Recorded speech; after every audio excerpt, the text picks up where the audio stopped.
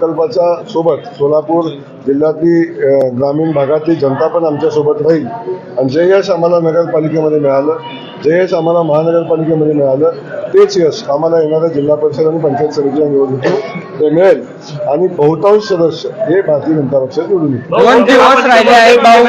Banner शहरामध्ये लागले, त्या बॅनरवरती असा उल्लेख होता की व्यक्ती हरली आणि पार्टी जिंकली. त्याच्यावरनं बापू असं म्हणतायत की यश पचवता आलं पाहिजे, लोकांना अजून यश पचवता येत नाही. आता आपल्याला माझं एवढंच सांगणं आहे की आज आनंदोत्सव साजरा करतो. कोणाला काय वाटतं याचा विचार करणं मला उचित वाटत नाही.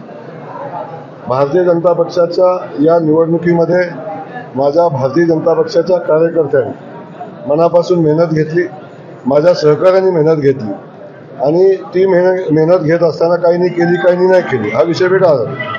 परंतु भारतीय जनता पक्षाच्या सगळ्याच कार्यकर्त्यांनी ताकदीने मेहनत घेतली आणि आजचा दिवस मला वाटतं या सगळ्यावर चर्चा न करता आजचा दिवस हा आनंदोत्सव साजरा करण्यात आणि जे बांधव आमच्या निवडून आले त्यांचा स्वागत सन्मान करण्याचा दिवस आहे. त्यामुळं अधिक याच्यावर चर्चा होणं आज उचित.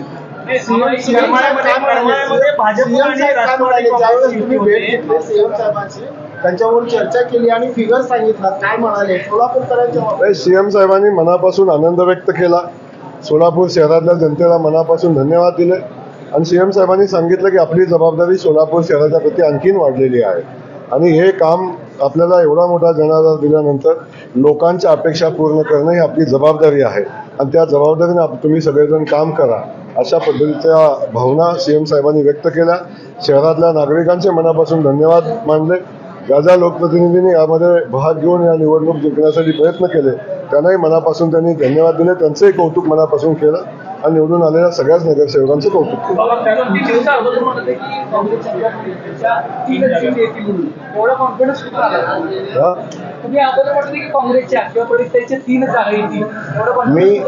मी जमिनीवर काम करत होतो. मी शहराच्या गल्ली बोळामध्ये प्रत्येक समाज बांधवांशी भेटत होतो, सगळ्यांशी बसत होतो, चर्चा करत होतो. तेव्हा आपण पाहिलं असेल की आमचे खास करून इथं देवेंद्रजी कोटेजी उभे आहेत. त्या माणसाचा शहराचा प्रचंड मोठा अभ्यास, अगदी गल्ली बोळाचा, छोट्या छोट्या समाजाचा, प्रत्येक व्यक्तीचा अभ्यास असणारा एक लोकप्रतिनिधी आमच्यासोबत निवडणूक लढत होता. पण अशा वेळी काँग्रेस पक्षाचा उमेदवार कोण आहे हे सुद्धा त्यांना माहिती नाही. काँग्रेस पक्षाच्या प्रचाराच्या मोहिमेमध्ये जे सहभागी झालेले या शहरामध्ये जाहीरनामा काय असावा, शहराला काय पाहिजे याची माहिती नाही. अशी माणसं दिल्लीत बसून जेव्हा या निवडणुकीचं नियोजन करतात तेव्हा याच्यापेक्षा चांगला निकाल येऊ शकत नाही माझी खात्री होती आणि त्यामुळं ती माझी खात्री मी व्यक्त केली. पत्र लिहिले कार्यकर्त्यांना त्याच्यात असं म्हणतात की हा पराभव अंतिम नाही, आत्मपरीक्षणातून आम्ही नवीन लढाई लढू. त्याचबरोबर ते पत्र लिहिलं, हमारे फितरत में 2 कदम पीछे हटे, अगली छलांग लगाने को.